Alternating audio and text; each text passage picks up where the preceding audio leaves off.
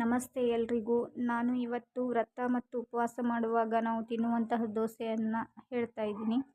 So ಅದಕ್ಕೆ ನಾವು ಉಪವಾಸದ ದೋಸೆಗೆ 1 ಕಪ್ಪು ಸಾಬುದಾಣಿ ಮತ್ತು 3 ಕಪ್ಪು ಬಗರ್ ಅನ್ನ ತಗೊಂಡು ರಾತ್ರಿ ನೆನೆಸಿಟ್ಟಿದ್ದೆ ನಾನು ಇದನ್ನು.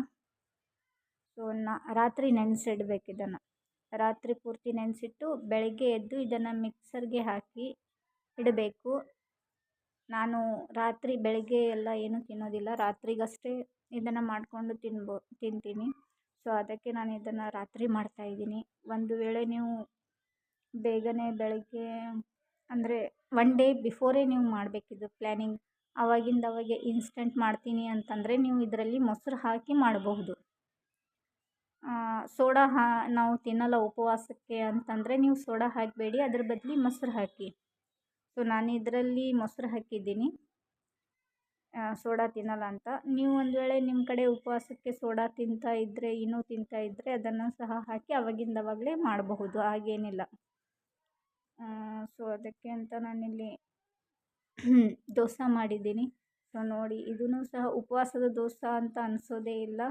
ಸೇಮ್ ನಮ್ಮ ಅಕ್ಕಿ ಹಿಟ್ಟಿಂದ ಹೇಗೆ ದೋಸೆ ಬರುತ್ತೆ ಅದೇ ಥರ ಬರುತ್ತೆ. ಸೊ ಏನೂ ಚೇಂಜ್ ಆಗೋದಿಲ್ಲ. ಸೊ ಈ ಥರದ ದೋಸೆಯನ್ನು ನೀವು ವ್ರತ ಮಾಡ್ತಿದ್ರೆ, ಉಪವಾಸ ಮಾಡ್ತಿದ್ರೆ ಏನು ತಿನ್ನಬೇಕು ಅಂತ ನಿಮಗೆ ಅನಿಸ್ತಿರುತ್ತೆ. 9 ದಿನ ನಾವು ನವರಾತ್ರಿಯಲ್ಲಿ ಉಪವಾಸ ಮಾಡ್ತೀವಿ. ಸೊ ದಿನ ಸಾಬುದಾಣಿ ತಿಂದು ಬೇಜಾರಾಗಿರುತ್ತೆ ನಮಗೆ. ಸೊ ಆವಾಗ ಈ ಥರದ ದೋಸೆಯನ್ನು ನಾವು ಮಾಡಿಕೊಂಡು ತಿನ್ಬೋದು. ಇದ್ರ ಜೊತೆ ಚಟ್ನಿಯನ್ನು ನಾನು ನೆಕ್ಸ್ಟ್ ವಿಡಿಯೋನಲ್ಲಿ ಹೇಳ್ತೀನಿ. ಆಲೂಗಡ್ಡೆ ಪಲ್ಯ ಮತ್ತು ಕೊಬ್ಬರಿ ಮತ್ತು ಶೇಂಗದ ಚಟ್ನಿ. ಸೊ ನೋಡಿ, ಸ್ವಲ್ಪ ಮುಚ್ಕೊಂಡು ನಾವು ಸೇಮ್ ಯಾವ ಥರ ದೋಸೆ ಮಾಡ್ತೀವಿ ಅದೇ ಥರ ಮಾಡಬೇಕು, ಮತ್ತೇನೂ ಇಲ್ಲ.